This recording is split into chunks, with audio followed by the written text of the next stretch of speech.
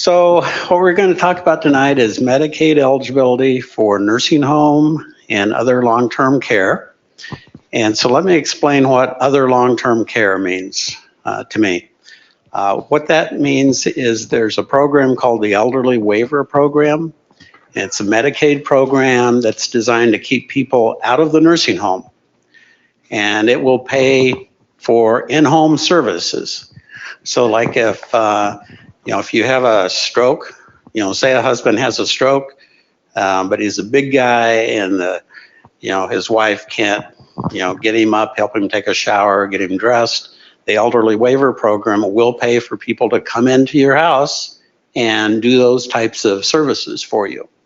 And there's a limit on how many services you can get. It's normally $1,300 a month. So it's not going to pay for somebody to come in, 8 hours a day or 12 hours a day. But if you need somebody to come in a couple hours, 2 or 3 hours a day, 4 or 5 times a week, and that's all the help you need in order to stay out of a nursing home, that's good for you because most people don't want to go to nursing homes. I think I've been doing this 21 years now. I think I've actually met one person that decided she just didn't want to clean and cook anymore, so she went and moved into a nursing home. Of course, Medicaid wouldn't pay for her care because you can't just go live in a nursing home and expect somebody to pay for it. But if you need nursing home care, that's when Medicaid can be available. So what we're going to do first is we're going to go through some kind of real general rules about Medicaid eligibility, and then we're going to go through an example that shows you how it really works. And then we're going to talk a little bit about giving money away to be eligible for Medicaid, which is a no-no. You can't do that usually. Then we'll talk about estate recovery rules and maybe a little bit about Miller Trust. And if we have time, I actually have a few other examples on here that we might talk about that can help you understand this. So again, on questions, if you have questions, I prefer not to wait till the end. But as we're talking about things, if you have a question that we're talking about, then raise your hand or blurt it out, and Virginia will bring the microphone around to you. Oh, he's got a question already. Yeah. All right. Is there income limits on this Medicaid waiver program that you're talking about? It's the same limits as for nursing homes. So really the eligibility is pretty much the same for elderly waiver and nursing home. There's a little difference, but most of them are the same. Okay, so there are basically 4 general eligibility rules. First, you must meet the level of care requirement. And again, that just means, you have something wrong with you that you need help with and that you actually need nursing home care. Because like I say, you can't just decide you don't want to do things for yourself anymore and go move into a nursing home. So for people in nursing homes, that's usually not an issue because people don't want to go there, so it's kind of a last resort. And so usually, if you call the nursing home up and say you want to move in, they're going to come out and do an assessment of you to make sure you do need care. But I would bet a good 95% of the people get admitted. So that's usually not a problem. You must need care for 30 or more consecutive days. So if you fall down, break a hip, say, and you need to go to the nursing home for 3 or 4 weeks for rehabilitation, Medicaid is not going to be there for you. But for that type of care, Medicare will usually pay for that. So you are going to get some assistance with those expenses. So that's usually not a big problem either. The next one is the income limit. Your income has to be less or $2,313 a month or less to be eligible, and that's your income. It's not your income and your spouse's income, it's your income, okay? So if your income is $2,000 and you have a spouse that's making $15,000 a month, it doesn't matter because her income does not have to be used for your care. If your income is over that, you can still be eligible, but you have to jump through this hoop called a Miller Trust, and we'll talk more about that later, but basically a Miller Trust allows you to become eligible if your income is up to $75.06 per month. If your income is over that, then you better hope that you save some money because you're going to be paying for your own care, or hopefully you have nursing home insurance, something like that. But income, that's not a big problem in terms of becoming eligible. It's this last rule, which looks pretty simple. Your non-exempt resources have to be $2,000 or less.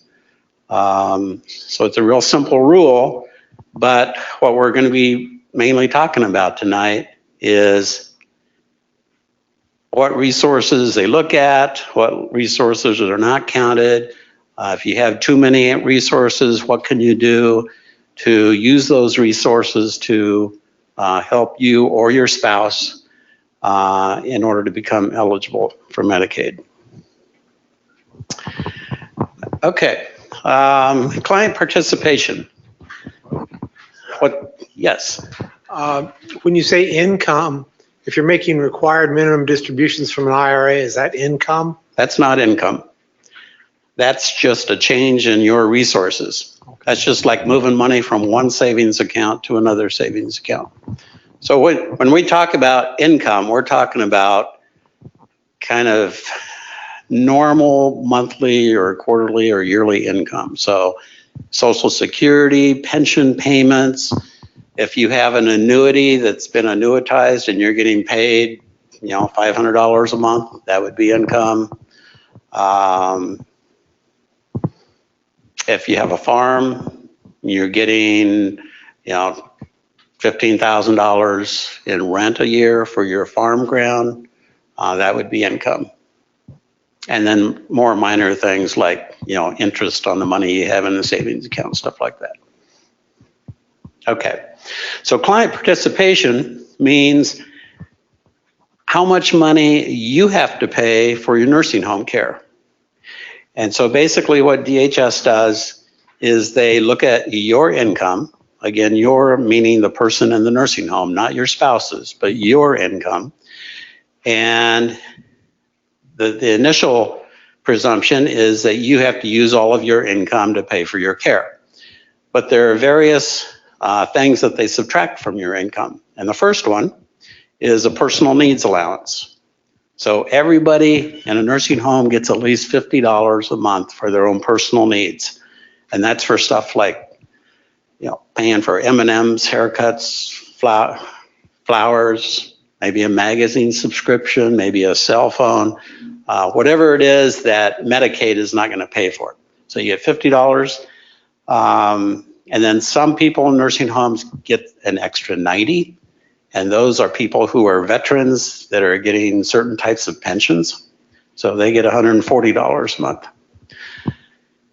So that's the personal needs allowance. Then there are allowances for the community spouse, who is the spouse of the person in the nursing home. We call her the community spouse because she's still living out in the community. And then if you have dependents, so if you still have children at home or grandchildren at home or somebody else that's dependent on your income, then they can get some allowances too. And then this next one, the other deduction, is for the cost of other medical expenses. So if you got a Medicare supplement insurance policy, they'll allow you to deduct the cost of that policy from your income before deciding what you have to pay for nursing home care. And the big one here is unmet medical expenses such as delinquent nursing home bills. Because a lot of people, they're in a nursing home, they've been paying for it month after month after month, and then they finally run out of money, but then they forgot to apply for Medicaid when they should. And so by the time it gets approved, they might owe the nursing home $5,000, $10,000, $15,000. So if that's the case, then you can use your future income to pay that delinquent nursing home bill, and then Medicaid will pick up all of the current bill. So that's a good thing, I guess, at least for the nursing home, because it means they're going to get paid for those delinquent bills. So then after they make those deductions, all the rest of your income is going to go to the nursing home for your care, and then Medicaid will pick up anything in addition to that the nursing home deserves. So, in a simple case, if you're a single person, you don't have a spouse, you don't have dependents, you don't owe any bills, you're going to go to a nursing home, you're going to keep $50 of your income, and the rest of your income is going to go to the nursing home for your care. That sounds kind of drastic, but the fact is that with Medicaid and the rest of your income, that's paying for your room and your board and all your medical expenses and all your care. So you're getting everything paid for. And so that's what the rule is. The important thing here to remember again is the spouse's income does not have to be used to pay for your care. Now, when I worked for legal aid, I'd always get calls from usually women. They'd call up and they'd say, oh, my husband needs to go to a nursing home. I've been taking care of him, but I just can't do that anymore. But I can't afford to put him in a nursing home because then I'll have to pay all my income to the nursing home and I won't have anything to live on. So as you'll see, in a lot of those cases, that community spouse still living at home gets to keep not only her income, but lots of times she ends up getting all of the income of the spouse, except for the $50. And then oftentimes she gets to keep a lot of their assets too. And depending on what the circumstances are, I've seen cases where the person at home keeps $100,000, $200,000 in assets, and the husband is still eligible for Medicaid. So we'll talk a little bit more about that. Okay, so we've already kind of talked about this. So, the person in the nursing home gets his personal needs allowance, $50. Veterans get another $90. Community spouse income allowance. How that works is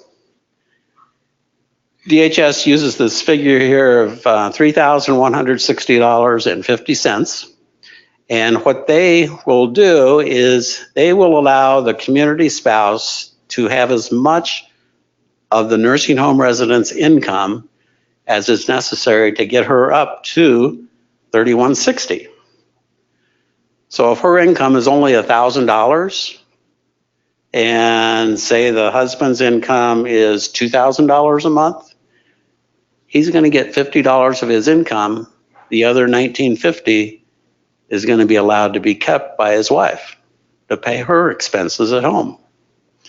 And in that situation, Medicaid's going to pay for all of his care.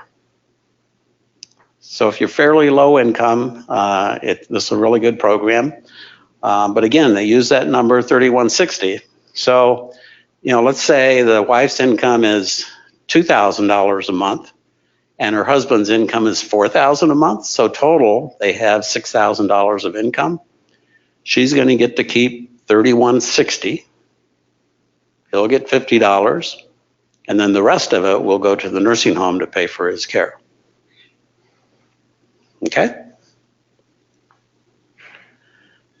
Is that $3,160 of his income plus her $2,000? No. So she has $5,160? No. She has a total of $3,160. So she gets enough of his income to bring her up to $3,160. Okay. Okay. The resource allowance.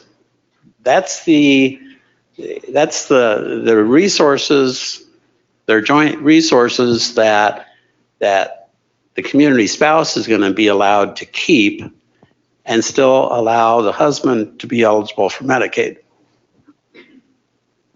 So first of all, DHS says some of your assets are exempt. So they don't look at your home. And for farmers, this is really a good exemption because if you're on a farm, you're living on a farm, what's exempt is not just your home, but it's the whole farm that you're living on.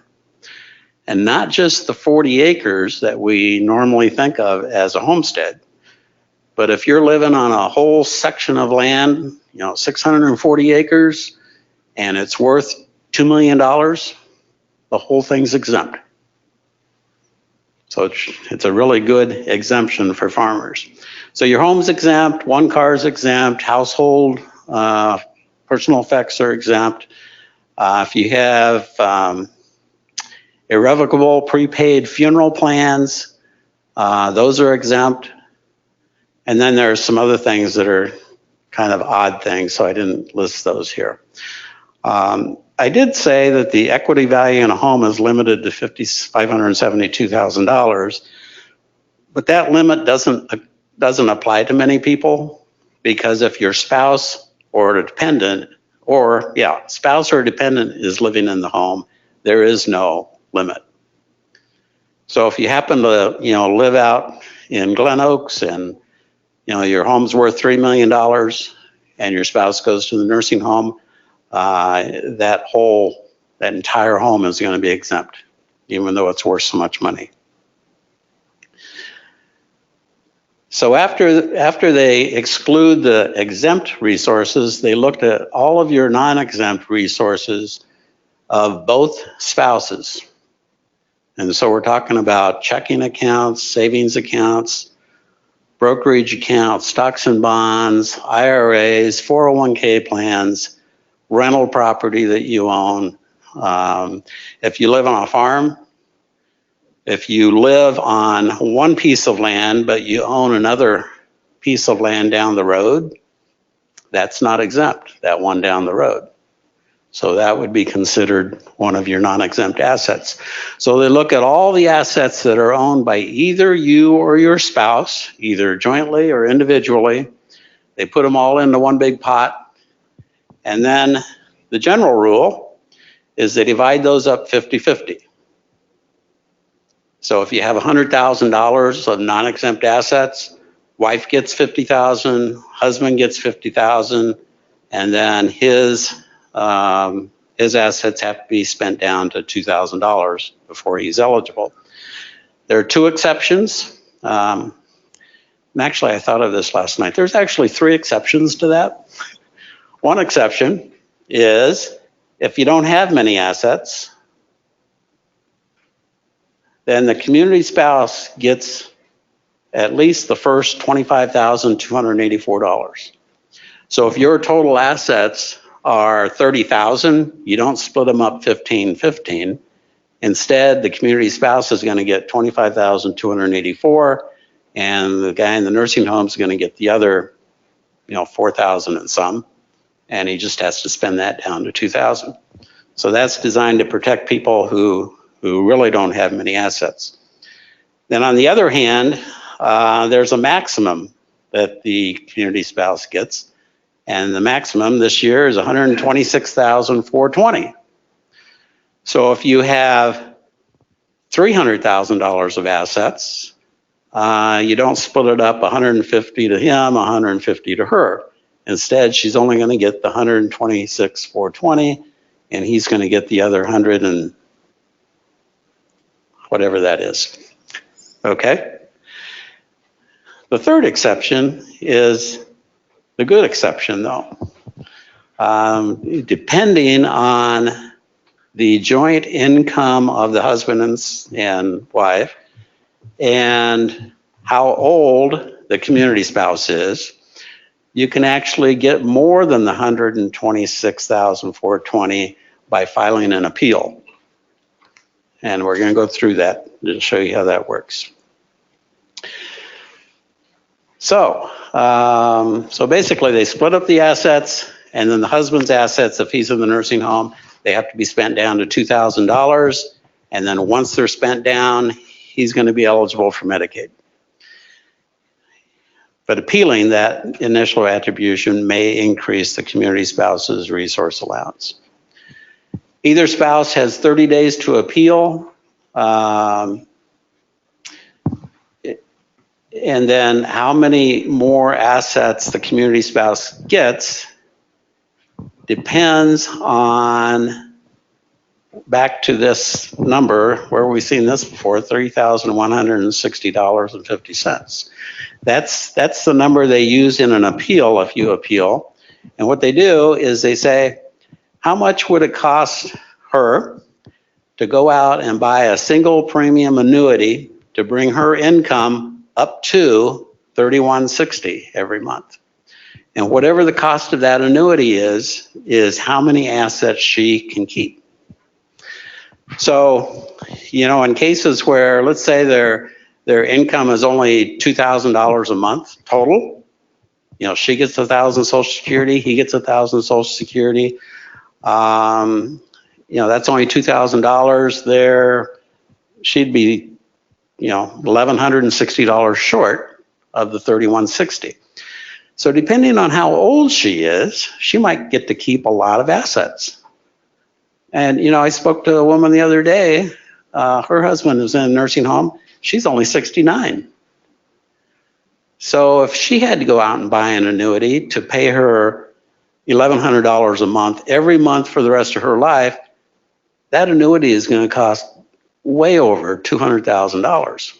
And so if they had $200,000, she'd get to keep all that because she has a lot of time left to live. And so you need more assets. But if you're a woman who is 95 years old and you need $1,100 a month, the cost of that annuity isn't going to be much at all because it's all based on your life expectancy. And if you're 95, your life expectancy is only 2 or 3 years. So the cost of that annuity is only going to be, $30,000, $35,000. So it all depends on the circumstances as to whether an appeal is going to help you at all. Okay, so does everybody understand all those rules? All right. Yeah.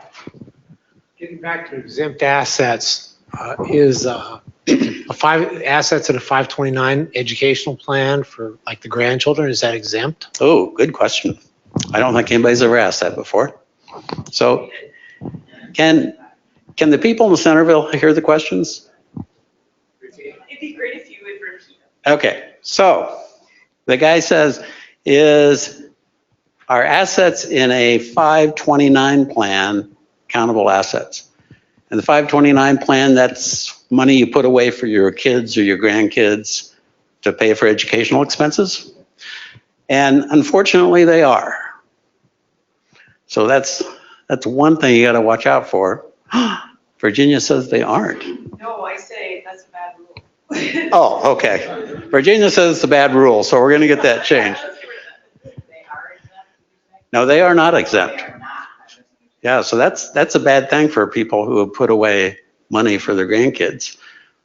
So, if you have done that, that's probably a good reason to also purchase long-term care insurance so that your expenses will be paid when you're in a nursing home instead of having to get on Medicaid. Okay. Oh, another question. When you were talking about the community spouse's income does not need to be used for the nursing home expenses. Yeah. When something happens where there's a total diversion to the spouse at home, so there's no CP, the facility cannot do that unmet medical needs expense. So if somebody's not approved all the way back and they have an outstanding debt, then the spouse at home could be liable for payment of those expenses that were incurred before approval? Oh, that's another tough question. Okay, her question is, when I talked about the client participation being used to pay for delinquent nursing home bills, that only works if you're not diverting all of your income to your spouse. Because if you are, you don't have any client participation. So what she wants to know is, does that Is the spouse then liable? Does that mean the spouse is then liable for the nursing home expenses? To set up a payment plan to, assuming that there was a month or a couple of months that the resident was not approved for Medicaid, and it happens. Yeah. So that's a real interesting question.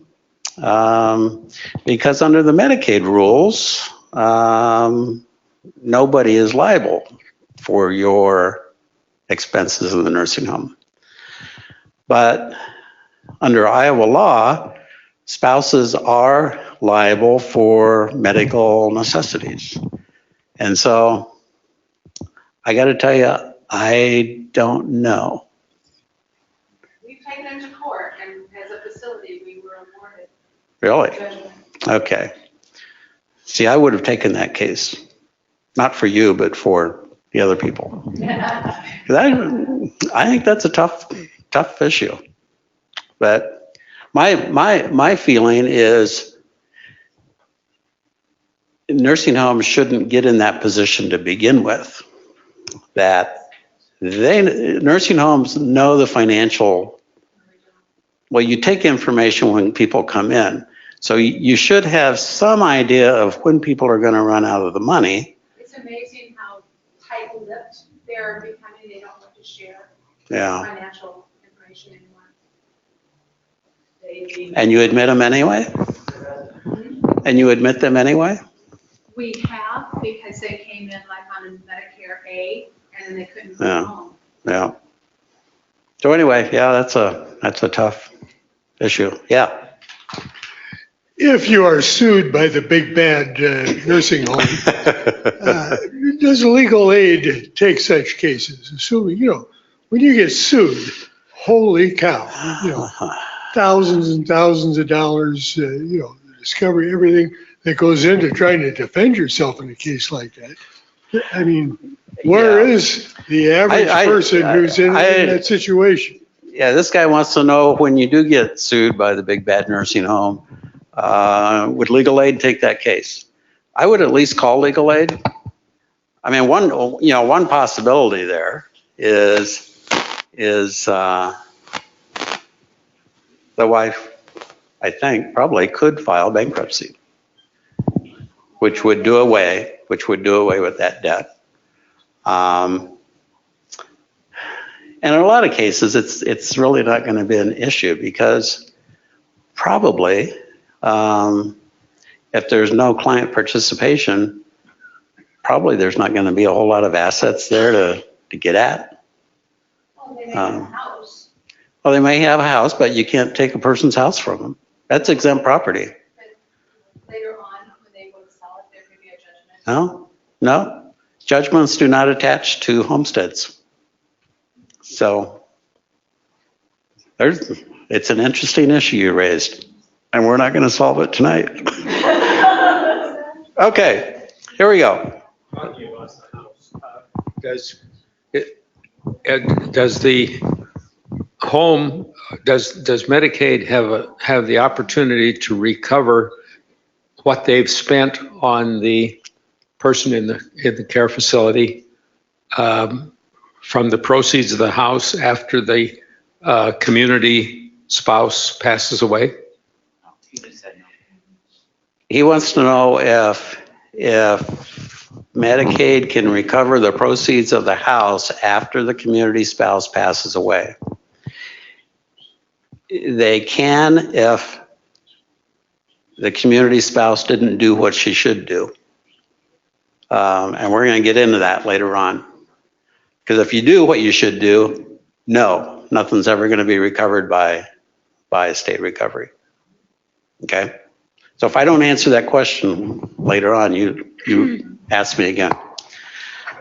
My sister and I own my mother's condo together. And my mother is currently in hospice. What happens when she goes on Medicaid? Do I have to forego my half? And there's still a mortgage on it. So you and your sister own it? You're not No, living there? No. Your my mom s- lived there, right? My mom and I own the condo together, Oh, your mom and you own this condo? correct? And I do not live there. Okay. We're going to get to that later too. Okay. Okay. You guys are getting ahead of me. Okay.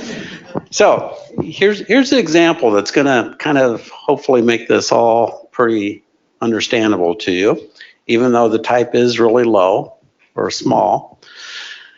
So we got a husband and wife. They're both 85. They both get Social Security of $1,000 a month. They own a home, a car, and each of them have their own savings account. She has $50,000. He has $40,000. Those are not joint accounts. Okay? It's her money and it's his money. In fact, these people just got married 2 years ago, so they brought the money into the marriage. And she even made him sign a prenuptial agreement that said he's never getting his hands on her $50,000. Okay? So, husband has a stroke. They can't care for him at home. He goes into the nursing home. What do people do? Well, the first mistake people make about Medicaid is they don't even apply. Because everybody knows Medicaid is that program for low-income people. And not just low-income people, poor people. And these people, they aren't poor. Between them, they've got $90,000. And they don't think they're poor. And they're not poor. They're not far from being poor, but they really aren't poor yet. But they don't think they're poor, so they think, well, I guess we're going to have to spend our $90,000. And she's hoping he dies before they spend it all, but what if he doesn't? So that's the first mistake people make. And that's a bad mistake to make. So what they do is they come to me and I said, oh yeah, you might be eligible for Medicaid. So you should go ahead and apply. So they go ahead and apply. And what they do when they apply, there's a big long application you got to fill out. You basically tell them all about your life. It's basically a financial statement. So you tell them about the assets of both husband and wife, the income of both husband and wife, what kind of insurance you have, where you're living, all that good stuff. So what DHS does with your application is first,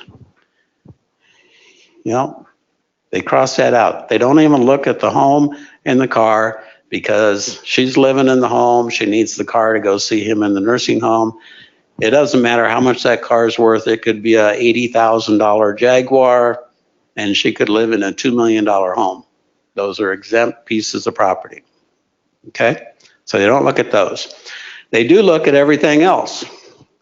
So this is a simple example. All they have are these two savings accounts. So they put everything else into one big pot of money. So these folks have $90,000. Then they apply their normal rule of splitting that up 50-50. So she gets 45, he gets 45, and she's really mad because already he has $5,000 of her savings account. Okay? So DHS is going to send them a letter that says, sorry, husband, you are not eligible for Medicaid because you have $45,000. And the eligibility rule is you can't have more than $2,000. So now here's the second mistake people make. They think, okay, you're supposed to file an application with DHS. They're the state agency that knows whether I'm eligible for Medicaid. They told me I'm not eligible, so I must not be eligible. And that's a big mistake to make. It might be true, but it might not be true. And so what these people should do, if they don't know whether that's true or not, is they should file an appeal.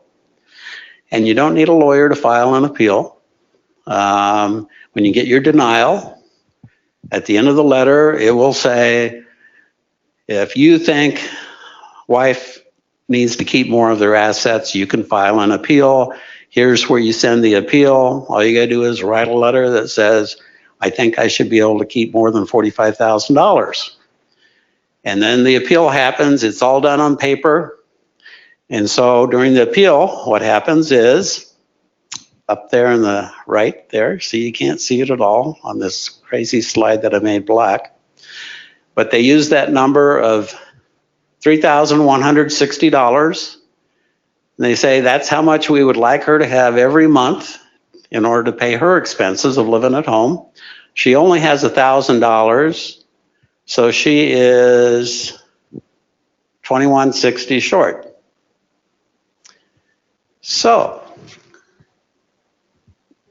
they get on this website called immediateannuities.com and they say, what would it cost to buy an annuity to pay her $2,160 every month for the rest of her life? And the cost of that annuity for an 85-year-old woman is up around $100,000. So as a result of the appeal, she gets his $45,000. Okay? And then in addition to that, if you look at her income or his income up there, remember, he gets $50 a month. That leaves $950 left over. So remember when we're deciding how much of her or his income she gets, we look at that same number, $3,160. Her income's only $1,000, so she's $2,160 short. So she's going to get all of that $950. So it's a really, really good deal for her.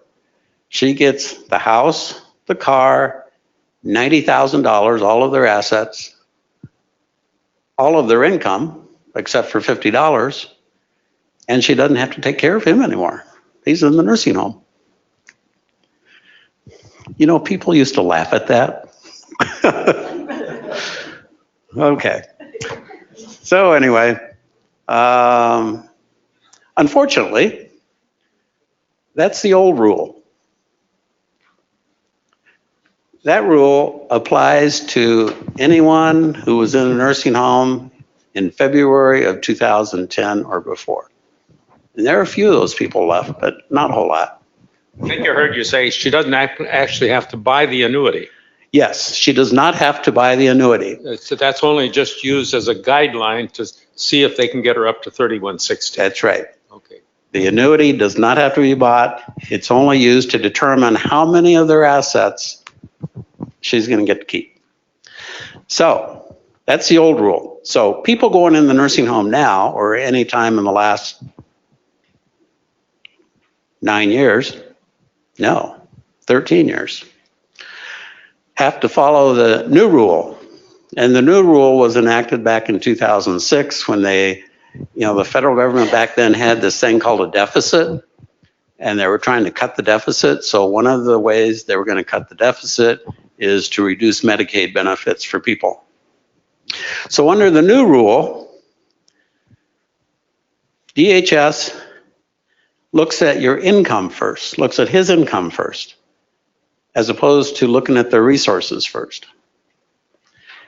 And you'd think, well, what difference does that make, which one you look at first? Well, here's what happens. If you look at the income first, he has $1,000 of income, he keeps 50, there's $950 there that could be diverted to his spouse. And she needs all of it because her income is only $1,000 a month. So that's the income, the same exact result. But then when you look at the resources, under the new rule, you put all their resources together, it's a $90,000 pot, they split them up 50-50, you file an appeal, and then when you appeal, look what happens.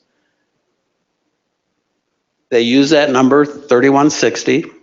She has $1,000 of income, so she's 2160 short. But now we take into consideration that she's also getting the $950 from her husband.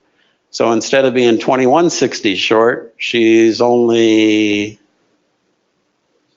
what, 1200. some short. Well, the cost of buying an annuity for an 85-year-old woman to pay her $1,200 a month for the rest of her life is only about $43,000. And she has that because remember, we gave her $45,000 when we split up the assets. So under the new rule, these folks don't get any benefit of an appealing because they're still going to be stuck with the $45,000 split. So the new rule is a lot less beneficial to the community spouse. And some people think, well, that's kind of fair. She is getting $950 of his income. But the practical side of it is they now have to spend down the $45,000. And how many people see a lot of men in nursing homes? Not a whole lot, because men don't last long in nursing homes. I think it's probably because they lived at home so long because their wives could take care of them. So when they finally have to move to a nursing home, they're pretty close to passing away. So, if they spend down that $45,000 and he dies in a couple months, she's not going to have his $950 anymore. Because once your spouse dies, you don't get his Social Security. So she's only going to have her $1,000 Social Security to live on, plus the remaining $45,000 of their assets. So it was kind of I couldn't say this when I worked at Legal Aid, but I can now. This is a really bad change for people. It's going to make a lot of elderly women living a lot closer to poverty than they do now. Yeah. Whose $45,000 was spent on the annuity? Hers or his? Neither. You don't buy that annuity. It's only used to determine how many assets she can keep. Can you buy it down with his $45,000 to get him to $2,000 faster? Yes. And we're going to talk about that. Okay. You folks know too much about these rules.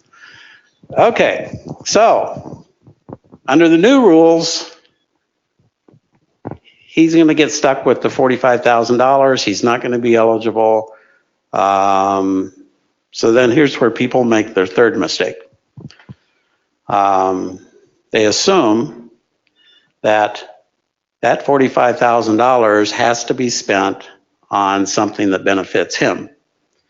And since he's in the nursing home, there's really not a whole lot you can spend it on to benefit him. So, most people or a lot of people will just start using his $45,000 to pay for the nursing home expenses and then go back and reapply after 6 or 7 months when he's got it spent down to $2,000. So the mistake there is thinking that his 45 has to be spent on him. Because what's really happening here is we're really not dividing it up. This is his and this is hers. Instead, this whole process is designed to figure out how much of their assets have to be, how many of their assets we're going to protect for her, the person living at home. And we're going to protect $45,000 for her. But the other $45,000, it can be spent on anything that benefits either him or her.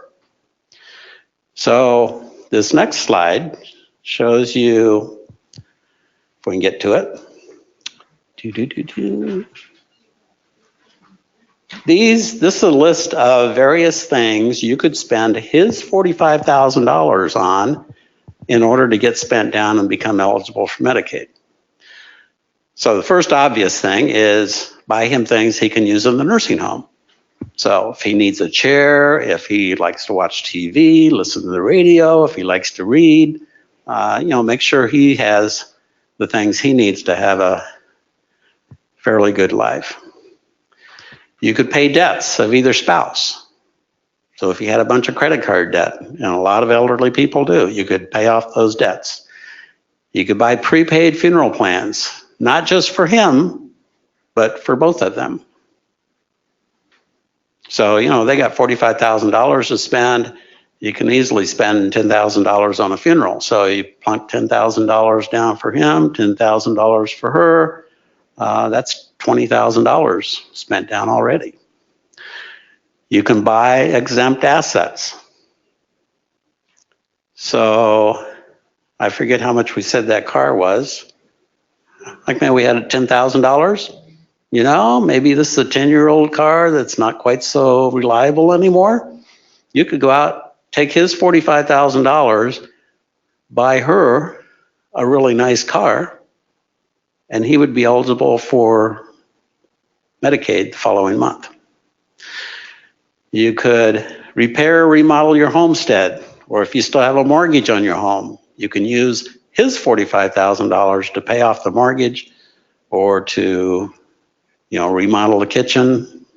That's going to cost at least $45,000. Pay expenses of the community spouse. Buy specific types of annuities. That's kind of when I talk to people, I try to figure out, help them figure out what expenditures make sense.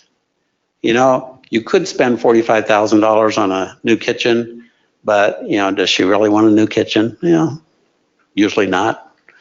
So if you've kind of spent things on things that make sense, then kind of a last ditch thing you could have that might make sense is to go buy an annuity for the wife.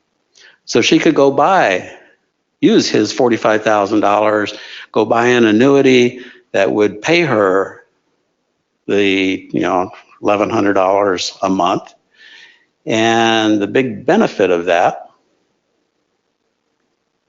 is when he does die in a few months and she loses his Social Security, she can have this annuity income to replace that Social Security so that her standard of living doesn't really have to go down at all. But if you want to buy annuities, you don't want to just go down to your local insurance agent and say, I want to buy an annuity, because they're going to sell you some fancy dancy annuity that doesn't qualify under the Medicaid rules. These are really just plain old annuities that they're going to pay you out a set amount for the rest of your life or maybe for the next 10 years. Once you buy it, you can't get the money back. You can't assign it to somebody else. You're stuck with it. But if you need one, that's the kind of annuity you want. And you also have to name the state as a beneficiary of the annuity when you pass away. Normally you wouldn't want to buy an annuity just because that's not really that good a financial investment. But if your choice is spending all your $45,000 on your nursing home care for the next 5 months and buying an annuity so your wife will have a better standard of living the rest of her life, it's an easy choice to make. And then the last thing I have listed here is making gifts to people in very, very limited situations. And we're going to talk about that pretty soon, because the normal rule is you can't give money away and expect to be eligible for Medicaid. Okay. Now, the other thing that's really important here, especially if there's anybody here tonight who's thinking, oh, yeah, my spouse is probably going to be moving to a nursing home in the fall. So I went to this little seminar and that crazy guy said, I should go buy some funeral plans and buy a car and so I can get the money spent down so that she'll be eligible or he'll be eligible right away. You don't want to do that. Instead, you normally don't want to make those expenditures until after the person has moved into the nursing home. Because DHS, when they're deciding how much money she gets and he gets, they look at your assets on the first day of the month that you enter the nursing home. So if you entered the nursing home today, they're going to say, okay, show us what was in your bank account on July 1st and value all your assets on July 1st. And that's what we're going to split up. So, let's say you went out and spent, you had $90,000 and you went out and spent $45,000 of it because you knew your spouse was going to be in the nursing home. So you were just kind of planning ahead. Well, then on the first day of the month that they look at, you don't have $90,000 anymore, you have $45,000. And so what are they going to do? They're going to split up $45,000 50-50. And so, the spouse at home, instead of getting $45,000, she's going to get $22,500. The husband gets $22,500, and so you got another $20,000 to spend down. So you need to think about how you're going to spend down, but you don't actually want to do it until they either go in the nursing home or they are eligible for the Elderly Waiver program. Okay. Transfer of asset rules. How are we doing on time anyway? Ooh, not good. You have about a half hour if you want to keep going. Who wants to stay till 9 o'clock? Okay, transfer of asset rules. DHS has 2 rules about giving things away. And the rules are designed to keep people from giving money away and then applying for Medicaid. Because we feel like people should pay for their own care as long as they're able to. And it's only after you're no longer able to pay for it that Medicaid should be paying for it. So the general eligibility rule is if you give anything away within 5 years of the time you're otherwise eligible for Medicaid, then you're going to be ineligible for a certain amount of time. And what they do is they look at the value of what you gave away, they divide it by the average cost of nursing home care, which I think they have somewhere up around $7,500 a month. So if you're going in the nursing home now and you gave $75,000 to your kids 4 years ago, they're going to divide $75,000 by $7,500, which equals 10. So you're going to be ineligible for Medicaid for 10 months. And so you better hope that your kid will let you move in with them and they can care for you, or maybe they'll give the money back to you so you can pay for your care. Otherwise, theoretically, you'd be out on the street. So here are some transfers that we're talking about. Because I tell people they can't give their money away. What I always hear is, oh, I've got $100,000 house. I will sell it to my son for $10,000. So I didn't give it away. I'll be eligible for Medicaid, right? No. You just gave him a gift of $90,000 because you look at the fair market value of what was transferred. So transfers include gifts to people other than your spouse, and these are gifts by either you or your spouse. Neither of you can give things away. Transfers to churches and charities, removing a name from part or all of an asset, selling an asset for less than fair market value, putting money in a trust.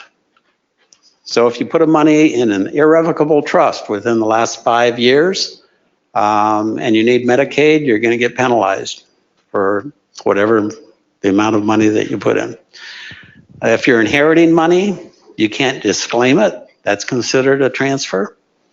So disclaiming, what that means is, if your parents die and you're going to inherit $100,000, disclaiming means you say, no, I don't want their $100,000, and then it goes to whoever would get it otherwise. You can't do that. Because normally the $100,000 would probably go to your kids, so that's just like giving that $100,000 to your kids. So you can't disclaim an inheritance. And If your spouse dies, you can't fail to take a spousal election for part of her estate. And then again, purchasing certain types of annuities, notes, loans, mortgages, life estates are invalid. The important thing here, spending money is not a transfer. I talked to somebody just this week. They said, well, because I told them, they could go out and buy a funeral plan. And she said, we can't do that. It's within the 5 years. That aren't I giving money to the funeral home? No, you're spending money. You're getting something in return for it. So that's not a transfer. And, even to the extent I tell people, if you had $50,000 and you could take that out to Prairie Meadows, gamble it all away in a weekend, thinking you were going to become a millionaire, and your spouse could be eligible for Medicaid the next week because you didn't give the money to Prairie Meadows, I guess. You spent it. You got entertainment for the weekend. And so you did get something for it. Yeah. The type of trust, does it matter if it's revocable or irrevocable? Okay. She wants to know a trust. Does it matter if it's irrevocable or revocable? Revocable trusts don't help you at all because revocable trusts are just what they say. You can revoke it at any time. So all the money you put in a revocable trust is just like having your money because you can do whatever you want with it. If you put it in an irrevocable trust within the 5 years, you're going to be penalized. If you put it in an irrevocable trust before 5 years, or longer than 5 years ago, that's probably going to be okay. Okay, so yeah. Purchasing certain annuities, promissory notes, loans, mortgages, and life estates. That's You're not supposed to ask that question. Let's see, what does that mean? well, you mentioned annuities that some annuities don't count because unless they name the Medicare as the beneficiary, right? Yeah, they have. If you're buying an annuity, you have to name them as a beneficiary. What that thing says is more kind of the opposite. You're not buying an annuity. You're basically you're investing. So your kid might be saying, okay, I'll give you some money if you agree to pay me so much a month. And that doesn't make a whole lot of sense, but it's something like that. I'm not going to get into that because, I don't know the answer right now. Okay? Okay, I do want to go through these. Here's a list of types of transfers that do not cause Medicaid eligibility, even though you're giving stuff away. Okay? So the first one, if you have a child that comes into your home, moves into your home, and takes care of you for 2 years to the extent that you were able to stay out of a nursing home for 2 years, you can give that child your home. You can't give them the money you have in the bank, but you can give them your home. And if your home's a $2 million home, that was pretty good pay for their 2 years of work. Transfers of an asset to a disabled child. So if Warren Buffett lived in Iowa and he had a disabled child, he could give that child his $50 billion today, and he'd be eligible for Medicaid tomorrow. That's one of the biggest loopholes in these rules. And there's another provision, and these are very specific rules. So like the person who comes into your home to care for you, that applies to a child.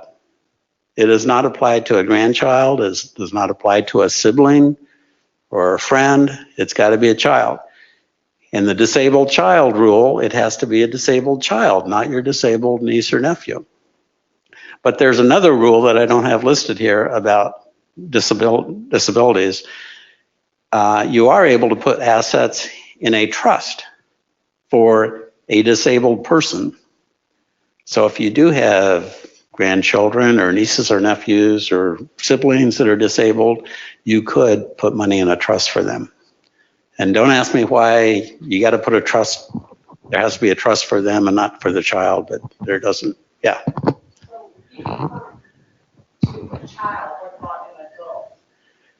It's your child. So yeah, if you're 85, your child's going to be 60. So if they're disabled, they come live with you, they take care of you, you can give them your home. Yeah. Is there any equivalency to the 2-year requirement? Like I cared for my mother for 12 years, twice a week for 12 years, lived with her for 6 months. No, you have to do it for at least 2 years. You have to come live with her.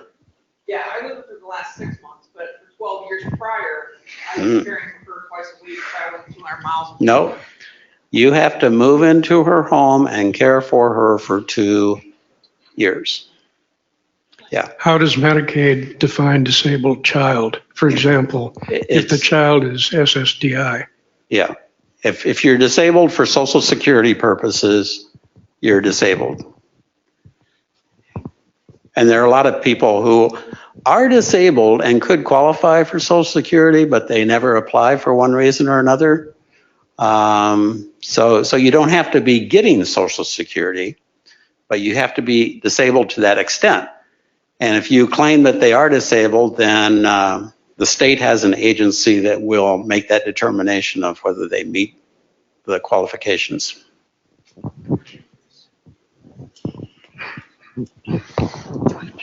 Would that include a legally adopted child? Yeah. I think it even includes a stepchild. I'm not sure about that. Yeah.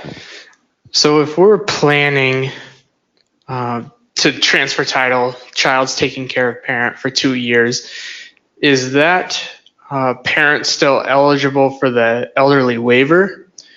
Yes. So the child could be paid $1,300 a month to help for the care costs for 2 years and get title? No.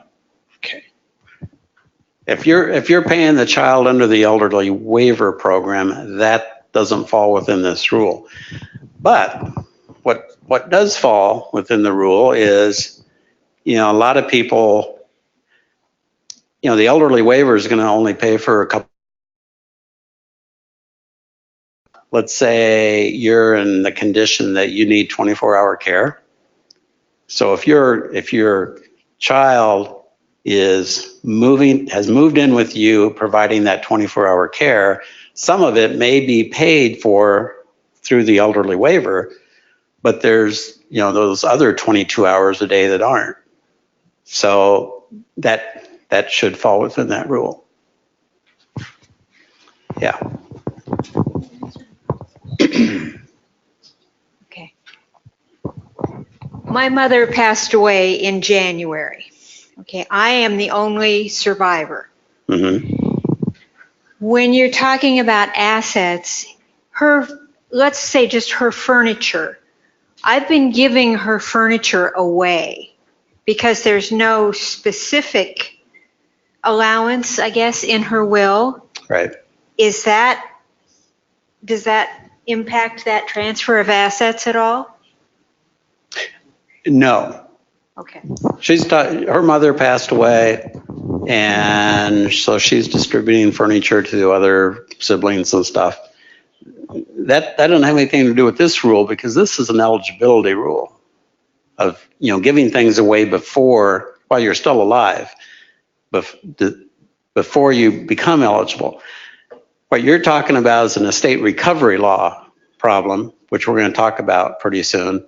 But the quick answer to that is, technically, you should be selling the furniture and giving the money to the estate recovery office, but they don't really care about that, Because if you said you didn't want to do it, they'd have to come load up your furniture and have their own garage sale, and they're not going to do that.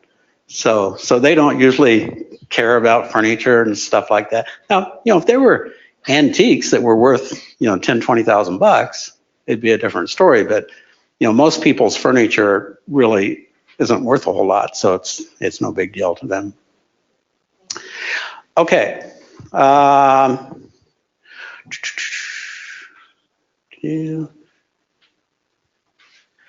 These are pretty self-explanatory.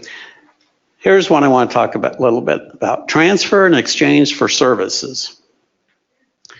Now, that kind of applies to the question over there. It could have applied. You can pay people to take care of you, whether they're living in your home or not. And what really needs to be done, and it usually isn't because it's hard to do, is, your mom starts becoming ill. She needs some help. So you go over and you do her dishes and you clean her house and you take her all kinds of places, and you end up spending 15, 20 hours a week helping out.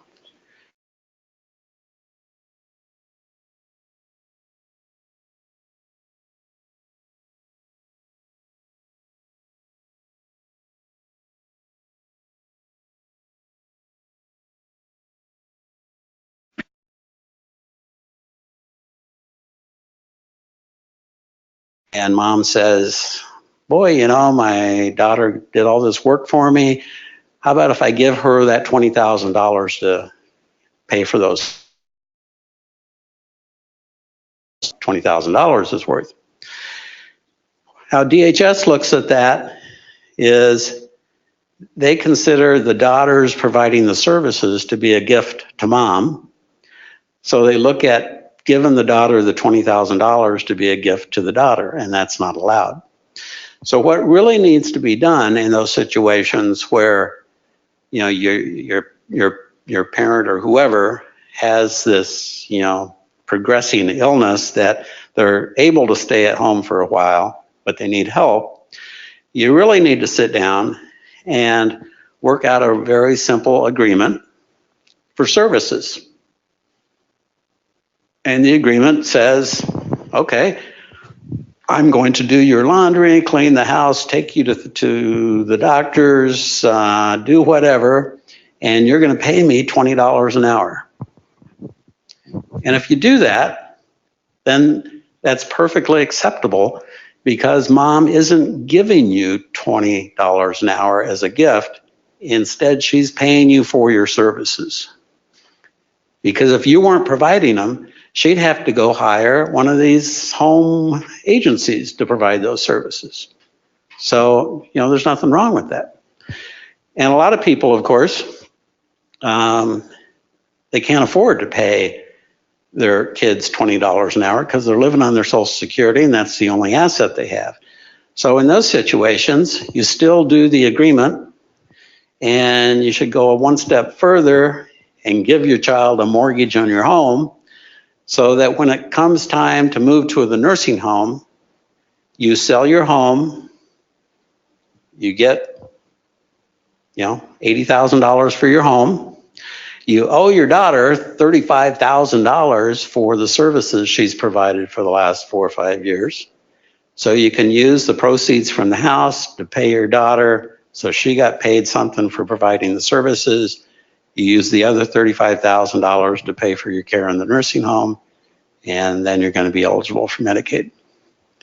So that's what needs to be done. And it's too bad DHS isn't a little more accepting of kind of paying for things that you have done, but they aren't. Is that agreement needs to be in writing? Yeah. Or is it recorded somewhere, or? No, you don't have to record it. What I would do is get it notarized, though, because that will at least show DHS that you actually did this agreement back then. Whereas if it's not notarized, you could have done it on the computer last night and had somebody else sign for your mother, and who knows the difference. So, and technically, it doesn't even need to be written, but it's just a lot easier to prove that you actually did this if it's put down in writing. Okay.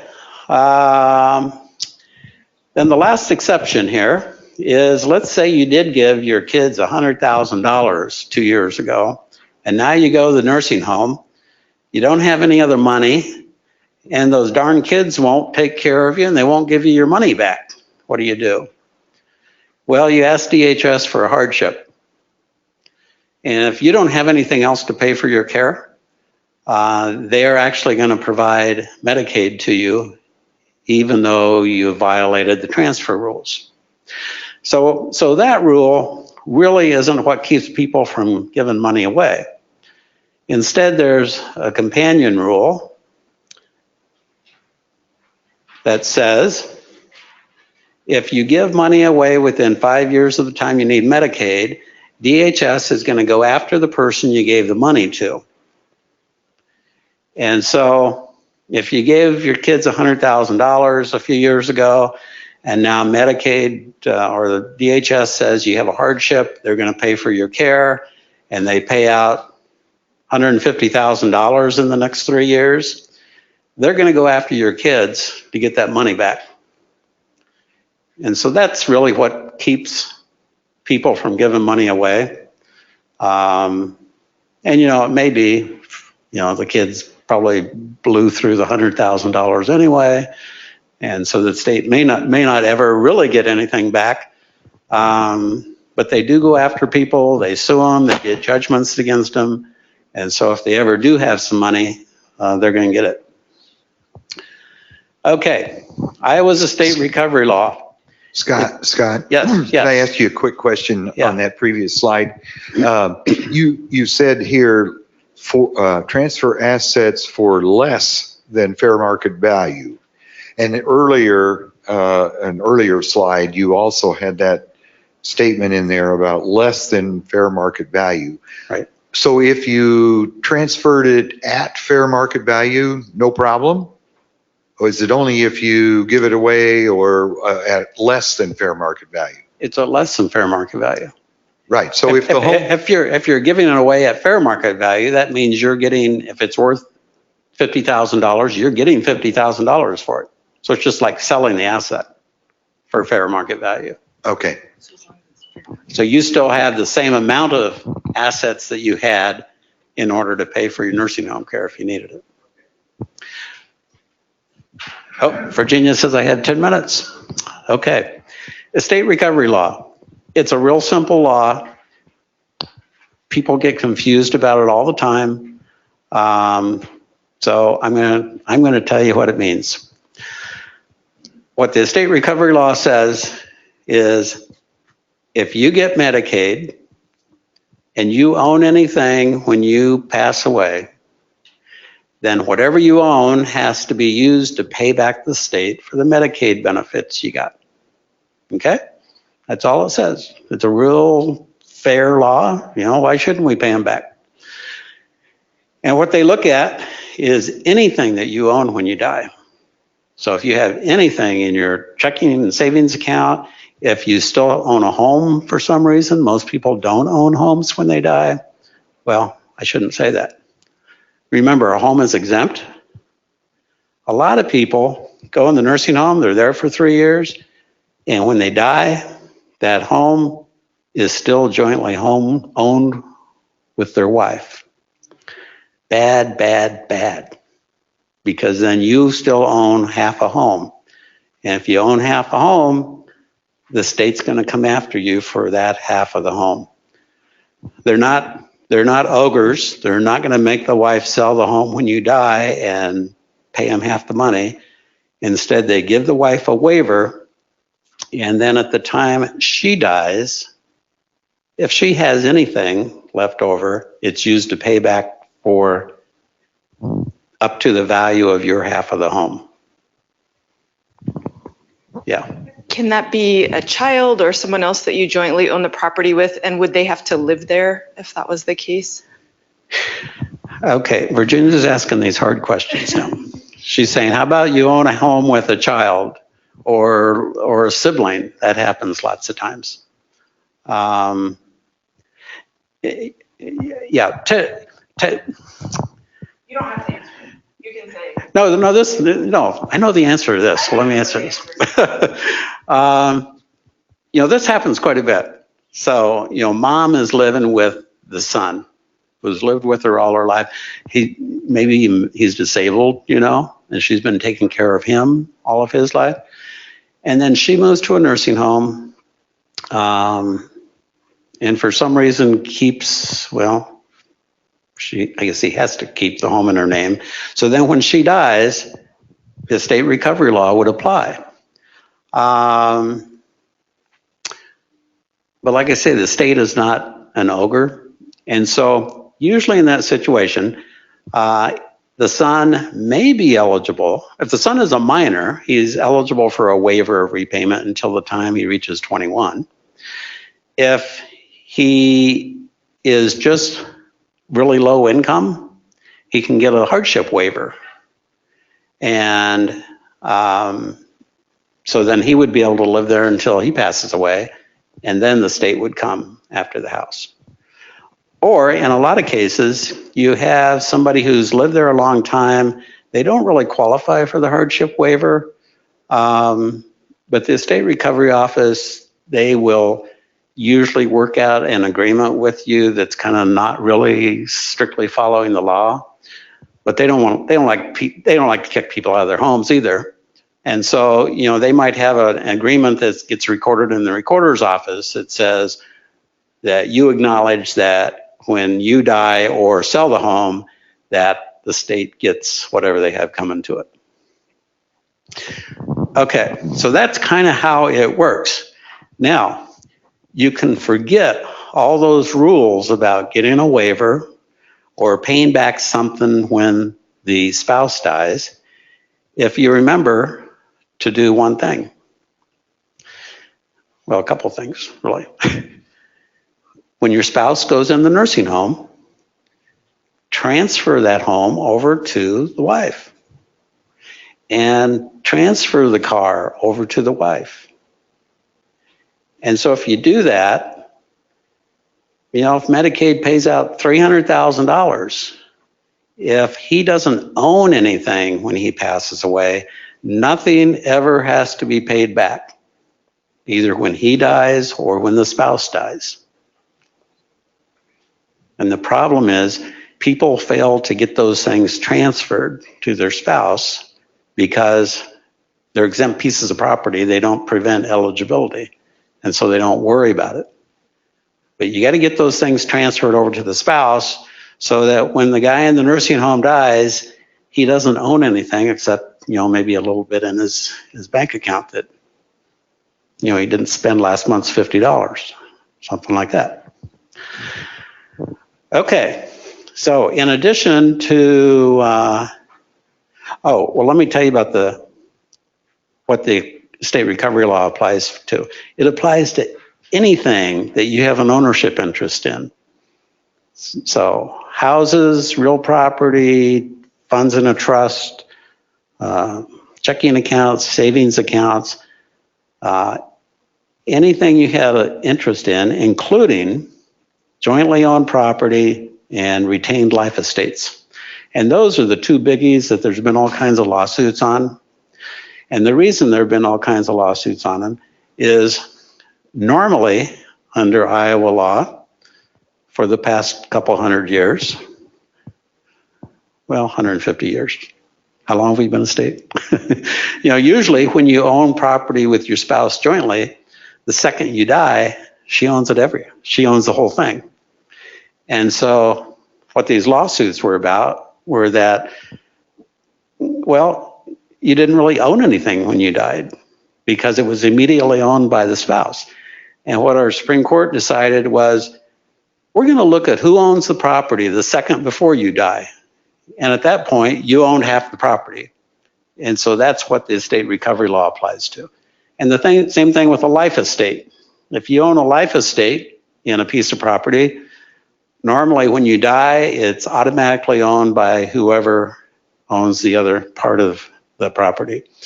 Supreme Court says, no, we're going to look at the value of that property the second before you die, and that's the amount of money that you have to pay the Estate Recovery Office. So you got to get rid of all that stuff, and if you do, the estate recovery never applies to you.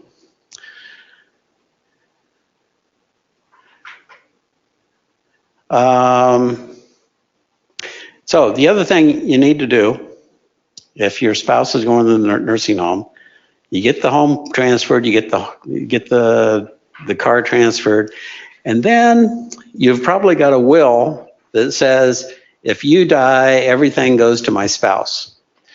So in our example here, the woman ends up with the home, the car, $45,000. If she goes out and gets run over by a truck next week, if her will says everything goes to the husband, it all goes back to the husband, and then he's going to be cut off Medicaid, everything's going to be liquidated, used to pay for his care, and then he'll be eligible for Medicaid again. So to avoid that, you need to probably at least change the will to give your assets to your kids or to somebody else. But the problem is that doesn't help you a whole lot because you can't cut off your spouse from inheriting everything from you in Iowa. So there are other ways to own property that would not allow this, not allow the assets to go back to your spouse. So you need to do those types of things. Like you could put your home in joint ownership with you and your kids. Normally, I tell people not to do that because I don't trust kids. They usually take you for a ride. But most people think, oh, not my kids. No, they would never do that. But if you put your home in joint tenancy with your kids and you die, then it's going to go to the kids, and your husband in the nursing home is not going to get it. Okay. Medical Assistance Income Trust, otherwise known as Miller Trust. This is a crazy thing the state makes us do in order to get people eligible for Medicaid if their income is more than $23.13 a month. And these are trusts. These are not normal trusts where you put assets and things. Instead, these are income trusts. And so how it works is, let's say your income is $3,000 a month. So you're above the 2313 eligibility limit. What you do is you put, say, $1,000 of your income into the Miller Trust, and then that $1,000 is not considered to be your income anymore. So your income's only $2,000. You're below the eligibility limit, and you're eligible for Medicaid. Now, that doesn't mean that money just builds up in the trust forever and ever, and then your kids get it when you die. Instead, that money that goes into the trust every month is going to be paid out probably either to your spouse as part of her spousal allowance, or it's going to go to the nursing home to pay for your nursing home care. So it doesn't really change anything about as far as who's getting the money every month. It's just a way that it's something you have to do in order to become eligible. Okay? What's the difference between paying it directly to the retirement home and having the trust pay it out to the retirement home after you're gone?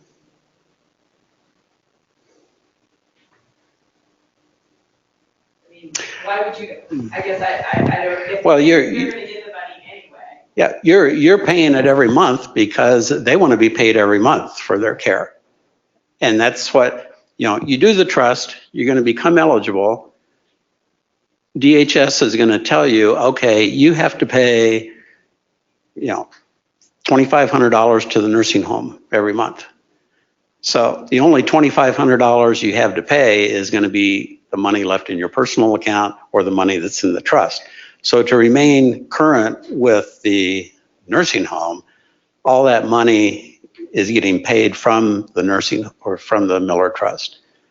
So it can't just build up in there unless the nursing home is nice and doesn't want paid every month. You would not want paid every month? Yeah, she wants paid every month, so. Well, and the other thing with that too is if you don't pay, whatever's in there when the person dies, the state automatically takes it. So you don't get to pay out after they die. The state is the beneficiary. That's a good point. You know the estate recovery law we talked about? It does not apply to money in Miller Trust. Instead, the Miller Trust says whatever money is in that trust at the time you die automatically gets paid to the state. So if you did just let it build up, and the nursing home didn't mind being $1,000 short every month, then they're gonna get cut at the end because the state recovery is not going to let them take the $12,000 that you have built up in the Miller Trust. They might let them take enough to pay for the last month, but that's about it. Well, that's not what Ben told me the other day.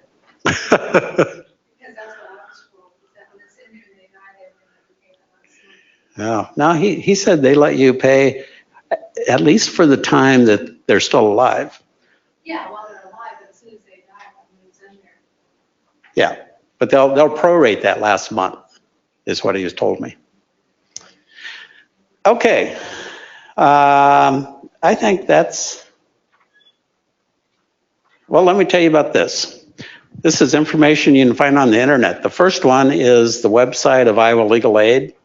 Legal Aid has a lot of information about Medicaid, and most of them are like 1 or 2 page documents about one specific issue. So you can learn some stuff there. The second one is the employee manual of the Department of Human Services about Medicaid. And that's where I go when I have questions. I don't usually look at statutes or regulations. I go to the employee manual because I want to know how they're going to look at something. And so if you have questions, go there. It's really easy to use. It's written in English as opposed to legal terms. And they use a lot of examples so that the things that are kind of complicated, they'll give you some examples of what that actually means. So that's a good website for you too. Okay, I think we're done. Virginia says we're over time. Will you help me thank Scott Hartsook for presenting today? And I don't know about Virginia, but I'm willing to stay for questions if you have any. I don't have to go to work tomorrow, so I can stay till 10 o'clock. No. Does anybody have any questions for generally, or if you want to talk privately afterwards, that's fine too. Yeah. Back on the gifting, when I called and talked to DHS to establish how long the gifting pattern is there, so it's not a transfer. I was simply told that the pattern has to be long-standing, and in some cases, she was thinking with a grandchild that needed to go back to early years of grandchild's life and gift forward each year from that. Do you have a more definitive? So you're the one that asked that question, huh? Yeah, I did. Yeah, okay. Back when we were talking about transfers that are okay, one of the exceptions is if you have a normal pattern of giving. So, and people ask this all the time, they say, well, I have these 3 grandchildren and I give them $100 a year for their birthday. So I've done that in the last 5 years. Does that mean I'm going to be ineligible? And the rule is that if you have a normal pattern of giving, that's an exception. So I've never really talked about how long, but what I usually tell people is, if you have some grandkids and you've been giving them $100 a month for their birthday forever and ever and ever, and then, you have a stroke, And so you know you're going to be in a nursing home in 2 or 3 months or 2 or 3 years. You can't all of a sudden start giving them $1,000 a month for their birthdays, because that's obviously you're giving them more money now because you know you're going to go into a nursing home and you just soon qualify for Medicaid and give them the money as spending that on your nursing home care. So you can't all of a sudden increase things. But, if you were, it's not a set level. So if you were Warren Buffett and you were giving each of your grandkids $100 million every birthday, you could continue giving $100 million every birthday, and that would be your normal pattern of giving. So, but I've never heard that there's a specific limit. But I think it would have to be fairly long-term. Otherwise, you can't call it a normal pattern. And you don't want to just, you never gave your kids anything for their birthdays. And then when you got diagnosed with Alzheimer's, you all of a sudden started giving $100. That wasn't your normal pattern of giving. Well, you might have thought it was. Well, you might have thought it was, but yeah. If you've got one spouse that's on Medicaid or on the Elderly Waiver, the community spouse, if you will, passes away. The house was held in joint tenancy, so that automatically goes to spouse on Medicaid with the waiver. Right. So does that have to be sold? Is that considered an asset at that point? Have to be sold? No. So if the person is on the waiver and they're living in the home, it's exempt. Okay. So you don't have to sell it. You live in the home by yourself, meaning he was caring for her. So now we've had to place her in a nursing home, but she still owns the home. Oh, well. So does that? Well, here's the rule. If you're a single person and you move into a nursing home, your home can remain exempt. All you got to do is sign a little form that says, I intend to remain home. And even though everybody knows that's never going to happen, your home can maintain its exemption for that. Now, the problem with that is you're only going to get $50 a month. So that's not going to pay your property taxes and insurance and everything. And but if you're living in the home. So could we rent the house out? Would that become income? No, if you rent the house, then it's if you rent or if you put your house up for sale, then that shows that you don't really have an intent to return home. So in most cases, people move into a nursing home, they're going to sell their home. And so you spend the money on something that benefits you as much as possible, and then use the rest of it to pay your nursing home care. I've been told that she can have a car. Yeah, she'd have a car. We can buy her iPad, we can buy her all this, basically spend it. And is there? Well, there's going to be a limit on how much you can spend for somebody in a nursing home. Well, when you pay $70,000 for a handicapped accessible van, that was pretty good. Well, yeah. Is there, I guess, legal ramifications for doing that? Like, you have to do it a certain way to. Well, the problem is, let's say you spend $70,000 on a van because that's what she needs for you to take her out and go to dinner every week or something. She dies in 3 months. She's going to own the van. The van's got to be sold to pay for her Medicaid anyway. So you don't really get ahead by doing that. It's not like you can buy a $70,000 van, assuming that when you die, your kids then get the van so that they have some type of inheritance from you. Because if Medicaid has spent $70,000 on your care, that's going to go back to the state. You can't just leave the money in a savings account for her. No, that's an asset. So you have to spend it on something. Yeah, Medicaid is for people that don't have any money to pay for their care. So as long as you have more than $2,000 of assets, you have to spend that on your care. unless you have something else that is legal to spend it on. And if you're a single person, you've got limited options. I'm told that there's like a trust with money to go into, and then I can be the executor of that trust to spend on her needs. Not if she's over 65. So I don't think you could put the money in a trust at this point. Yeah. I have some questions about life insurance. Is the cash value of life insurance considered an asset? Yes. And that's something people forget about a lot because they just don't think of life insurance as being an asset. But if you've got a $50,000 policy and it has cash value of $10,000, that's an asset that has to be considered when you're dividing up the money. My situation is I've been the caregiver. My wife has Alzheimer's, and she's now in a care facility, and I'm concerned about running out of money. For various reasons, the insurance on my life, she owns the policy. Should I get that transferred back to my own? Yeah, just transfer it to you. To myself? Yeah. So that it's not her asset? It's still going to be an asset that is put into it. But if when you get to the point of dividing your assets, she could not own that policy because the cash value is probably over $2,000.